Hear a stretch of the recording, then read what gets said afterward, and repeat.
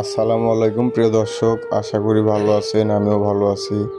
দেখেন প্রযুক্তি কত দূর এগিয়ে গেছে। যত দিন যাচ্ছে তত মানুষের সব কিছুই সহজ হয়ে যাচ্ছে। দেখেন চীন এখন বাংলাদেশেই, চীনের মতো এখন আমাদের বাংলাদেশে হয়ে গেছে। আরও অনেক কিছু আসবে ইনশাল্লাহ মনে করি। দেখেন আসলে এই জিনিসটা খুবই একটা অদ্ভুত। আগে কষ্ট করা লাগতো অনেক, এখন আর কষ্ট করা লাগছে না। খুব কম সময়েই ঘাস কাটা হয়ে যাচ্ছে।